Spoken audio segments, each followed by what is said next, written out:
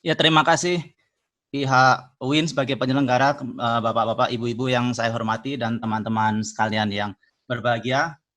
Pada kesempatan ini, yang pertama saya akan menyajikan suatu presentasi singkat, yaitu tentang sejarah singkat karakter Hanse, atau dalam bahasa yang lain misalnya kita pernah mendengar kanji seperti itu dalam bahasa Jepang karena memang berakar sama, dan cara membacanya yang akan saya sampaikan secara singkat, dan semoga waktu yang misalnya sisa bisa digunakan untuk diskusi.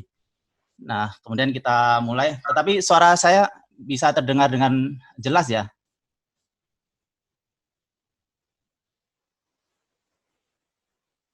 Oke.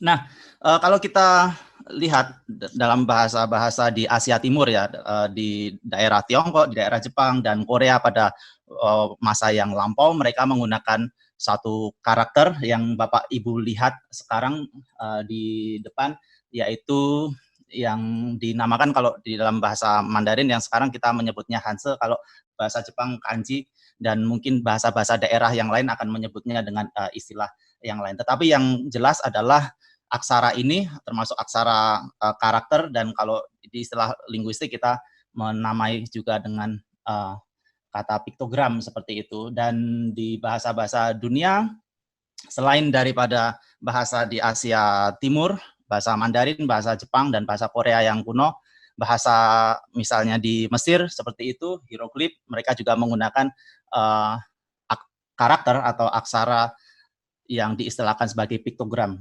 yang berdasarkan gambar seperti itu, dan kemudian konsep maknanya disetujui oleh penutur bahasa tersebut. Nah, kalau kita lihat dari perkembangannya, apa ya, dilihat dari sejarahnya dari kiri ke kanan. Kalau Bapak Ibu lihat di layar itu, yang sangat mirip gambar adalah yang paling kiri, kemudian makin ke kanan itu adalah perkembangan dari waktu ke waktu, dan kemudian yang paling akhir yang saat ini yaitu yang paling kanan. Nah, seperti itu. Di yang pertama misalnya yang paling atas itu bulat, itu adalah konsep mereka untuk melihat matahari seperti itu. Jadi mereka menggambar saja matahari dengan bulat gitu, kemudian ditambahkan titik di tengahnya, kemudian bulan juga seperti itu, kemudian gunung sesuai dengan apa ya, bentuk topografinya itu ya, permukaannya, gambarnya, kemudian air misalnya ada alirannya, kemudian hujan yang disimbolkan dengan tetesan air dari atas, dan kemudian kayu dengan seperti batang dan cabang-cabangnya seperti itu. Nah, itu adalah awal mula yang paling kiri, kalau Bapak Ibu lihat itu yang paling kuno seperti itu. Nah, kalau kita lihat di sini sebentar saya. Nah, yang paling kiri yang Bapak Ibu lihat itu tadi sebenarnya itu ditemukan dari sebuah tulang, atau sebenarnya bukan sebuah ya, banyak seperti itu, sangat banyak tulang seperti itu. Apa sih yang digunakan? Tulang belikat sapi misalnya, yang pokoknya yang besar, lebar, pipih seperti itu. Juga tulang kura-kura misalnya, permukaan kura-kura itu digunakan untuk menulis karakter-karakter ini. Gitu. Tetapi baru pada tahun 1890-an ya, belum ada 130 tahun yang lalu ya, itu baru disadari oleh ini salah satu orang, seorang bangsawan, ini adalah kepala sekolah sekolah kerajaan seperti itu, kerajaan di dinasti Qing yang bernama Wang Yirong yang saya tulis di situ, baru sadar bahwa gambar-gambar ini sebenarnya adalah nenek moyang dari karakter yang sekarang gitu, Hanse yang sekarang gitu.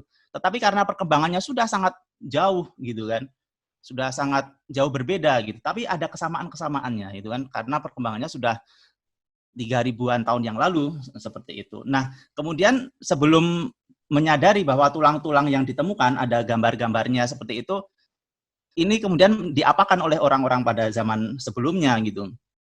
Nah, ternyata mereka menganggap tulang-tulang ini adalah tulang-tulang untuk pengobatan tradisional gitu, karena ada gambar-gambarnya yang unik seperti itu kan. Wah, ini mungkin bisa digunakan untuk TCM. TCM itu traditional Chinese medicine gitu kan, pengobatan tradisional Cina. Mereka kan kepercayaannya kan kadang-kadang seperti itu, nyeleneh gitu untuk TCM gitu. Kemudian tulang-tulang ini mereka hancurkan, kemudian mereka campurkan di obat-obat tertentu. Padahal mereka eh, belum menyadari kalau ini adalah asal-usul daripada karakter yang modern, karakter yang sekarang seperti itu. Nah, kemudian Wang Yirong ini mengumpulkan tulang-tulang itu, diselamatkanlah tulang-tulang itu, kemudian dipelajari asal-usulnya bagaimana. Nah, seperti itu ditemukan dari tulang yang disebut tulang ramalan, gitu kan, atau oracle bone, gitu kan, atau ada yang mengistilahkan juga dengan dragon bone atau tulang naga. Gitu. Saya lebih cenderung ke tulang ramalan lah. Mengapa tulang ramalan? Karena memang pada zaman dinasti Shang itu nanti, atau dinasti Shang gitu, kita bisa lihat di bawahnya nanti, tulang-tulang ini ditulis dengan menggunakan aksara atau karakter itu, Hanse itu, yang sekarang disebut Hanse itu, untuk meramal gitu. Misalnya ramalannya apa saja, misalnya ramalan apakah hari ini akan hujan, atau kapan akan hujan gitu. Kemudian ramalan tentang bagaimana pertaniannya besok itu, panennya bagaimana, hasilnya bagaimana. Kemudian tentang kondisi kerajaan, kondisi raja-raja, seperti itu. Kesehatan raja bagaimana, seperti itu. Jadi mereka tulis ramalan itu, pertanyaan misalnya kemudian mereka lempar atau mereka bakar. Gitu. Dan setelah dibakar maka akan muncul retakan. Nah, retakan itulah nanti yang dibaca. Bagaimana hasilnya? Itulah yang disebut dengan tulang ramalan. Nah, itu mereka baru sadar bahwa ternyata tulang yang ada banyak karakternya ini adalah asal-usul daripada karakter Hanse yang sekarang, seperti itu. Nah, kita akan lihat. Nah, oke. Kita lihat yang sebelah kanan itu ada orang, pohon, air, dan macam-macam ya di situ ya. Ada api, dan kemudian ada kereta, ada kuda, ada burung, ada awan. Itu yang paling atas itu adalah karakter yang ditemukan di tulang ramalan pada zaman dinasti Shang. Saya akan tuliskan di sebelah kiri itu awal dari dinasti-dinasti yang ada di Tiongkok ya, yang ada di China gitu kan. Dari dinasti Xia, dinasti Shang, dinasti Zhou, dan lain sebagainya. Di bawah nanti juga ada perkembangan yang bawahnya lagi. Nah, dinasti Xia yang pertama itu memang belum ada banyak penemuan gitu kan. Tentang tulisan ya, itu memang belum ada banyak temuan gitu. Jadi sumber-sumber sejarah di zaman dinasti Xia itu belum banyak. Nah, barulah pada waktu dinasti Shang ini tahun 1600 sebelum Masehi baru ditemukan banyak tulang ramalan ini gitu kan. Ketika ada penggalian gitu kan di situs-situs arkeologis, dan mereka menemukanlah tulang-tulang ramalan ini. Nah, kemudian di zaman dinasti Zhou, setelah dinasti Shang itu ditemukan juga benda-benda misalnya perunggu gitu kan, entah itu peralatan perabot rumah tangga ya, seperti itu, misalnya teko, bejana gitu kan, dan baki atau tempat-tempat pemujaan atau untuk persembahan seperti itu. Nah, yang terbuat dari perunggu, karena ini sudah masuk zaman perunggu yang lebih maju daripada dinasti atau era sebelumnya, dan mereka juga menuliskan karakter-karakter itu di peralatan-peralatan atau perabot-perabot dari perunggu itu. Nah, tetapi sudah ada perubahan. Nah, kalau kita lihat dengan makna yang sama, tetapi sudah ada perubahan yang banyak ya perubahannya ya, saya pikir ya, itu kan, daripada yang di tulang ramalan seperti itu. Di tulang ramalan sebenarnya persis seperti konsep gambar seperti itu, dan di dinasti selanjutnya yang di perunggu itu sudah lebih abstrak. Nah, yang lebih abstrak lagi itu muncul pada dinasti setelahnya, setelah dinasti Zhou ini kan, ada yang di paling bawah yang saya tulis itu di dinasti Qin. Nah, itu kita mengatakan aksara itu dengan, atau karakter itu karakter stempel. Nah, ini ada di Zhou akhir dan dinasti Qin itu. Ini mulai ditemukan. Oh, jadi ada gaya yang lain gitu kan. Gayanya sudah berubah gitu kan, sudah berubah 1200 tahun, ada perubahannya seperti itu. Nah, kemudian yang selanjutnya, nah, dinasti Qin dan Han itu sudah lebih abstrak lagi, tapi meskipun abstrak tapi lebih mantap gitu kan, lebih mantap, sudah lebih tetap. Artinya inilah nanti yang sudah menjadi kuat gitu kan, pondasinya atau dasarnya sebagai satu tulisan.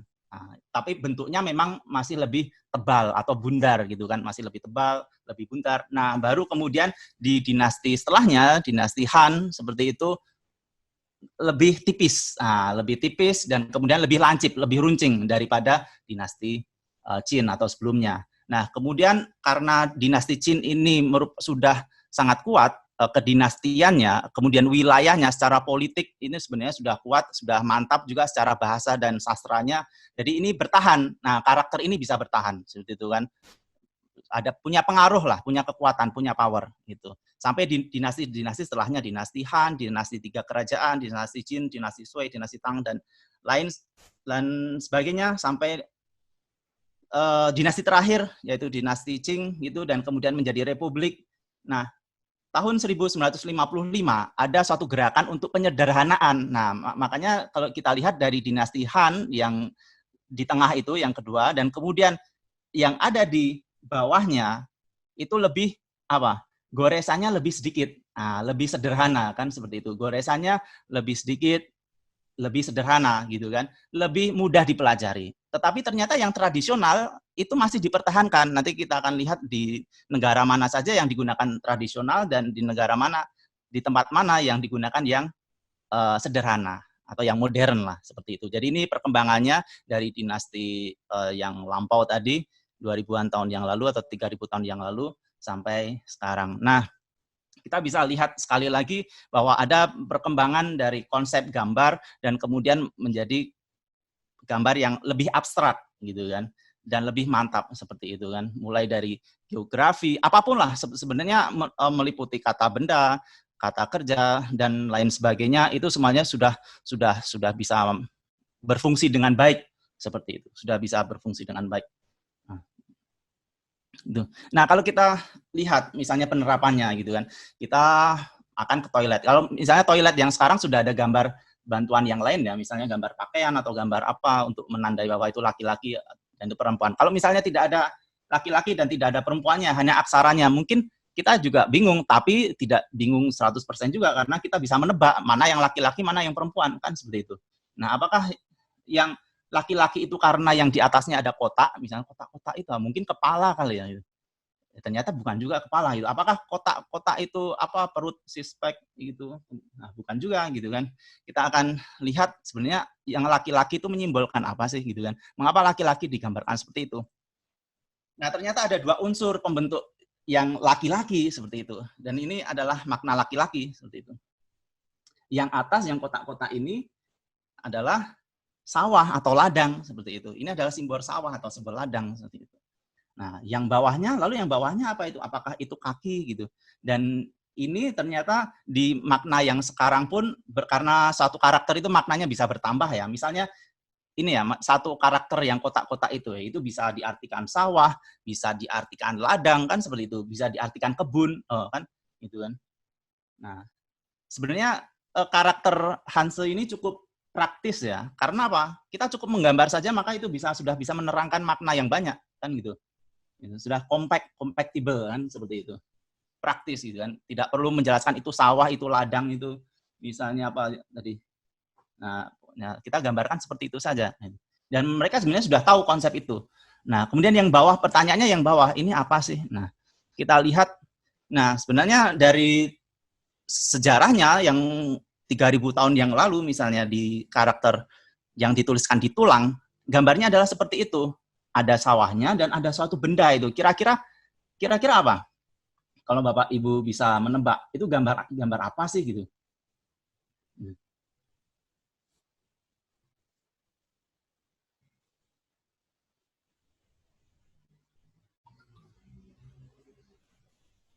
Cangkul?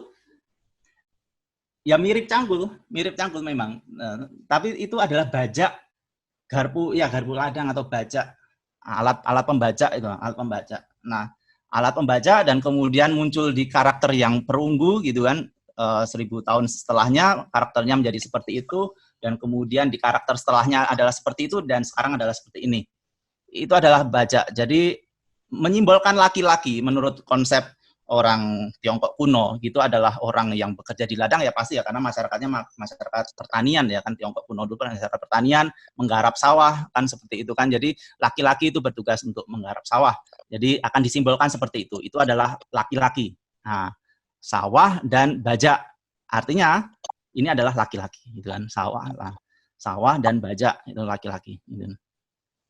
Nah, kemudian bagaimana yang perempuan? Nah, jadi orang Tiongkok kuno itu berkonsep bahwa perempuan yang ada di karakternya itu dari gambar perempuan yang seperti itu, gitu kan. Bersimpuh, nah seperti itu di dalam tulang, karakter tulang akan digambarkan seperti itu, perempuan. Dan di karakter perunggu dan di karakter stempel dan kemudian yang sekarang itu adalah seperti itu adalah konsep perempuan. Nah, kemudian ada pembentukan kata yang lain untuk menggunakan perempuan ini seperti ini. Nah, perempuan kemudian ditambahkan di atasnya seperti atap gitu. Ini sebenarnya adalah rumah, atap atau rumah seperti itu. Ada perempuan di dalam rumah. Ini maksudnya orang Tiongkok itu berkonsep, beranggapan bahwa perempuan yang ada di rumah itu menyimbolkan atau bermakna aman, nyaman atau damai. Nah, ketika kita melihat ada aksara itu, atau kemudian nanti ditambah aksara yang lain, oh itu ada hubungannya dengan keamanan, kenyamanan, kedamaian, kan seperti itu. Nah, itu adalah bagaimana kita cara membacanya, kan seperti itu, dilihat dari konsep karakternya. Gitu. Meskipun kita tidak bisa cara pengucapannya ya, kita hanya melihat saja. Gitu. Karena apa? Karena pengucapannya itu ya tergantung nanti bahasanya. Ketika kita menggunakan bahasa apa, misalnya bahasa Mandarin akan diucapkan berbeda dengan bahasa yang lain, misalnya bahasa Kantonis, bahasa Hokkien, gitu. Karena bahasa-bahasa di misalnya di Tiongkok kan ada banyak tuh bahasa-bahasa dan dialek-dialeknya gitu. Mereka menggunakan karakter yang sama, tetapi pengucapannya berbeda, bahasanya yang berbeda itu. Tetapi mereka bisa saling berkomunikasi, saling memahami dengan menggunakan karakter ini. Termasuk juga kenapa misalnya orang Tiongkok lebih mudah belajar bahasa Jepang, orang Jepang lebih mudah belajar bahasa yang ada di Tiongkok, bahasa Mandarin misalnya, karena mereka sudah memahami konsep ini gitu, konsep Hanse-nya, konsep karakternya. Oh, seperti itu. Dan misalnya kalau ada perbedaan makna pun mungkin bergeser saja maknanya, tetapi pada umumnya sama gitu. Kalau tidak tahu pun kita juga bisa menebak, oh itu maksudnya seperti itu. Nah, kemudian api. Ini adalah konsep api. Nah, dan ada gunung. Ini adalah konsep gunung. Nah, api dan gunung kira-kira apa artinya? Bosan. Iya, cara membacanya bosan. Cara membaca dalam bahasa Mandarin seperti itu. Tapi maknanya apa kira-kira? Ada api, ada gunung. Kira-kira ada yang alam, ada yang lain? Kerasakti, bukan kerasakti. Gunung berapi. Gunung berapi, betul. Gunung berapi kan, gunung api kan gitu kan. Kita gunung berapi. Dalam bahasa Indonesia pun ya gunung berapi atau gunung api, seperti itu. Ya, jadi ini adalah simbol untuk yang bermakna gunung api atau gunung berapi. Nah, seperti itu. Nah, selanjutnya, yang di sebelah kiri itu adalah kayu atau pohon. Ya, kita membunyikannya mu dalam bahasa Mandarin. Yang sebelah kanan itu ada 3 kayu atau 3 pohon karakternya kan, itu kan ditulis 3 kali. Yang diucapkan dengan sen. Nah, kira-kira apa? Hutan, kan seperti itu. Hutan, ada banyak kayu, ada banyak pohon. Nah, jadi kira-kira praktis tidak karakter yang seperti ini atau karakteristik Hanse itu. Misalnya kemudian ada ini V itu artinya terbang. Nah, seperti burung kan itu kan ada sayapnya V. Nah, kemudian ada kata bentukan yang lain, misalnya VG itu yang kanan itu adalah mesin. Nah, jadi mesin terbang. Jadi artinya adalah pesawat terbang. Nah, ini yang dinamakan kemudian untuk pembentukan kata yang dinamakan dengan istilah pemajemukan gitu kan, atau misalnya compounding misalnya kan gitu kan. Dilihat yang lain misalnya ini adalah hati, itu adalah simbol dari hati, dan untuk mengekspresikan perasaan yang berhubungan dengan hati itu pun juga ada hubungannya dengan hati kan gitu kan. Nah, misalnya kita lihat yang kiri, sebelah kiri itu, yang xiao xin itu. Xiao itu maksudnya kecil dan xin itu hati. Maksudnya kecil hati, hati kecil. Oh, ternyata dalam bahasa Mandarin misalnya karakter yang seperti itu artinya hati-hati kan seperti itu. Nah, kemudian yang di atasnya yang heisin, yang evil itu kan, yang itu di atasnya kiri itu heisin. Nah, hei itu kan hitam, artinya hitam. Hitam hati, maksudnya hitam hati itu apa? Ternyata jahat artinya, gitu kan. Hitam, hati. Oh, meskipun kita mengartikannya satu-satu, hati, hitam, hitam, hati. Berarti kan ada suatu perasaan atau makna yang tidak baik kan itu kan, untuk menunjukkan seperti itu misalnya. Oh, ternyata jahat gitu. Nah, ini adalah salah satu pembentukan dengan cara pemajemukan. Caranya digabungkan. Nah, selanjutnya karakter seperti ini. Nah, ada ini ya, kotak-kotak kemudian ditusuk dari tengah itu. Nah, ini sate. Ya memang seperti itu. Memang sate simbolnya seperti itu, hansesnya seperti itu. Kalau tidak percaya, lihat yang gambar foto kanan itu kan. Itu restoran sate kan itu kan. Meskipun kita tidak tahu itu restoran jual apa itu, tapi kita lihat saja di atasnya misalnya kan. Itu ada simbol seperti itu. Oh, ini sate. Meskipun kita juga belum tahu ini satenya daging apa, ya. Jadi tanya dagingnya daging apa itu kan. Tapi di situ sudah menunjukkan bahwa itu adalah sate. Nah, kemudian saya tambahkan di bawah contohnya itu misalnya yang Rochuan itu sate daging kambing. Jadi kambingnya yang mana kalau Ibu kira-kira lihat, yang tengah atau yang kiri? Yang mana? Yang kiri. Karena ada tanduknya itu loh.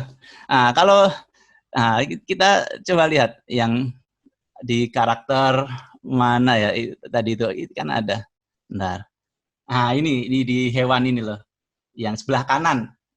Itu kan bisa kelihatan. Jadi dari tanduknya itu kan, dari tanduknya. Jadi itu konsep dari kambing seperti itu, atau domba lah ya. Nah, kemudian yang menarik lagi, apakah ada karakter yang paling rumit gitu? Ada. Nah, apa sih karakter yang paling rumit itu? Nah, sementara banyak orang yang beranggapan ini adalah karakter yang paling rumit. Kemudian ini apa sih? Nah, yang menjadi kesulitan kita adalah seperti ini. Kan ada banyak karakter Hansa itu yang harus kita hafalkan itu. Kadang-kadang kita tidak tahu itu maknanya apa seperti itu.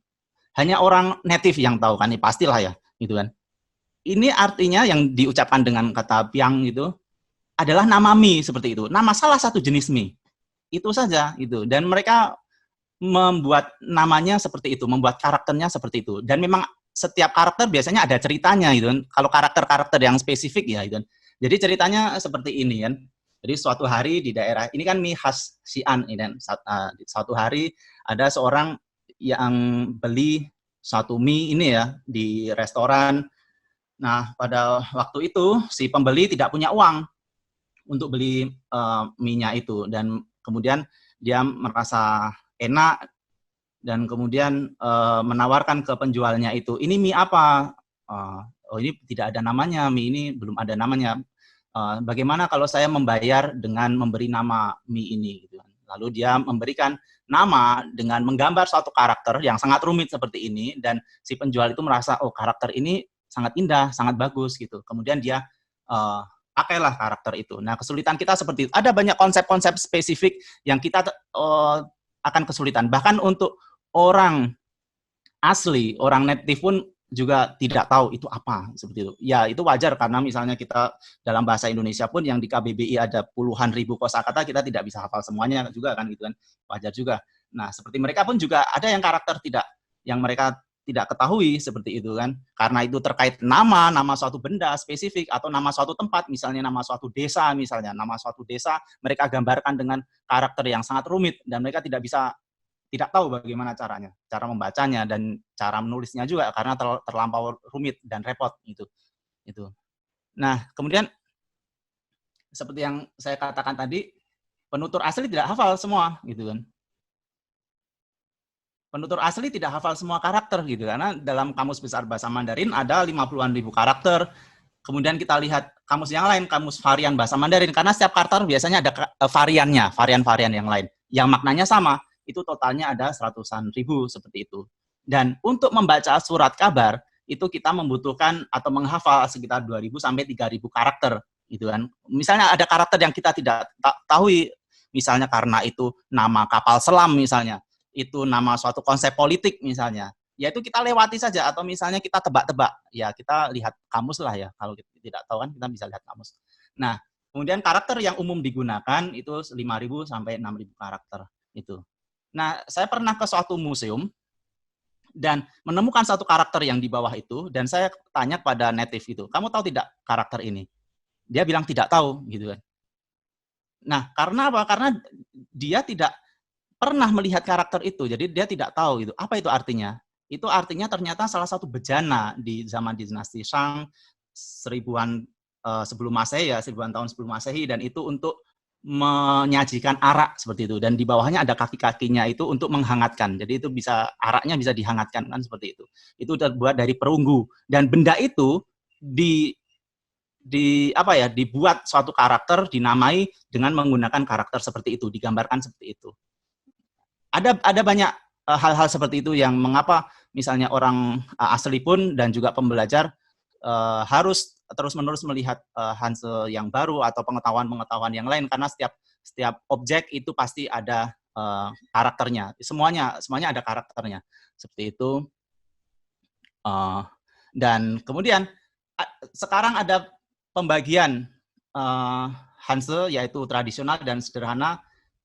Ini adalah di mana digunakan ya. Yang tradisional, misalnya ada contoh itu ya, kuda dan negara. Itu yang sebelah kiri itu karakter itu digunakan di Taiwan, di Hong Kong, dan di Jepang itu digunakan seperti itu. Dan kemudian yang kanan itu digunakan di yang simple ya, atau yang sederhana, digunakan di Tiongkok Daratan, Singapura, dan Malaysia. Seperti itu. Dan saya pikir itu saja yang bisa saya sampaikan. Semoga ini menambah wawasan Bapak Ibu tentang suatu karakter tulisan ya, atau aksara bahasa di Asia Timur, khususnya ini yang spesifik untuk bahasa Mandarin ya. Seperti itu. Kalau ada pertanyaan, monggo silahkan.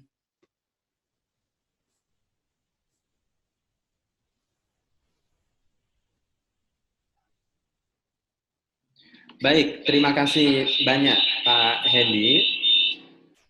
Di bagian-bagian awal tanpa memberi optimisme kepada kami yang tidak memahami sama sekali tentang karakter Hanze, bahwa ternyata itu mudah. Tetapi ketika sampai pada bagian mi, itu ternyata rumit sekali. Oh, Kalau boleh tahu, ini hanya sekedar pertanyaan nakal lah. boleh. Menurut Pak Hendy, itu di daerah Cina di sana ada berapa jenis mie kira-kira? Oh, kalau misalnya jumlahnya kira-kira ya, mungkin setiap orang akan mengatakan lebih dari 100 ya, atau ratusan seperti itu. Tapi kalau ribuan pun saya tidak begitu yakin, karena seperti ini Pak. Yang pertama, kalau misalnya kita lihat dari ukuran atau jenis mie-nya ya, itu ada macam-macam. Mie yang pipih, kalau kita katakan di sini kue tiao ya, kue tiao itu. Di sana ada yang lebih pipih lagi dan lebih lebar. Nah, seperti itu. Seperti mie yang dinamakan piang mian, kita mengatakan seperti itu. Mie-nya pipih lebar seperti itu. Nah, ada yang pipihnya itu sangat pipih, kemudian ada yang kecil, kemudian ada yang tebal gitu, macam-macam. Ada puluhan atau ratusan jenis mie seperti itu. Kemudian dibuat dari apa? Tepung, atau tepungnya tepung apa? Misalnya gandum, atau tepung kacang hijau misalnya, atau tepung yang lain kan gitu kan, yang dibuat mie ukurannya berbeda-beda, dan kemudian Dan juga itu bumbunya memiliki berbeda-beda. ortografi yang berbeda ya. Iya, betul. Baik, sebelum ke narasumber kedua, di kolom chat ada pertanyaan dari Pak Ferhadius Endi. Kira-kira bagaimana ya cara mudah untuk membedakan karakter untuk benda yang mirip, semisal kambing dan domba, atau misalnya kuda dan keledai, atau kuda dan sapi misalnya? Oh ya, kalau misalnya dua jenisnya yang berbeda itu berbeda juga Pak karakternya. Misalnya apa tadi ya, keledai gitu. Keledai berbeda Pak. Bisa saya tuliskan di sini mungkin ya. Semoga bisa ya. Coba saya tuliskan di sini. Atau di mana ya, yang kosong aja lah. Inilah.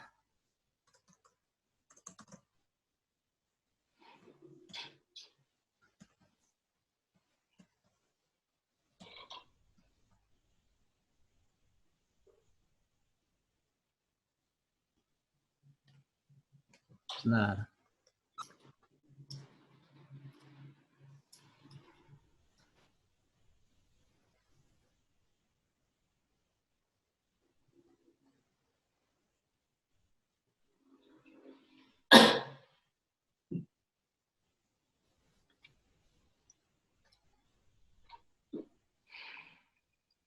pertanyaan Lila itu menarik, Pak. Ya, tapi Misalnya nih. Jadi kita mencari karakternya itu, Pak. Misalnya kita tulis di keyboard itu kan kita tuliskan karakternya ya, dan kita cari mana sih yang apa tadi, keledai misalnya. Kemudian sapi, kalau sapi itu lebih mudah. Nah, ini sapi. Nah, sapi itu agak mirip sebenarnya dengan apa, kambing itu. Ini adalah sapi. Nah, ini adalah sapi. Seperti itu. Nah, tapi kalau misalnya ada yang benda apa ya, hewan-hewan lebih spesifik, maka kita harus cari karakternya, cari karakternya itu. Karena misalnya di HP ya, kita kan SMS tuh, Pak, SMS. Nah, kita mau cari karakter suatu benda yang spesifik gitu. Kita cari terus itu karakternya ke bawah terus itu. Jadi kita seperti mencari gambar itu loh, Pak. Misalnya kita mau SMS atau apa gitu. Tapi kalau misalnya yang sehari-hari lebih mudah kan ya didapatkan gitu karakternya.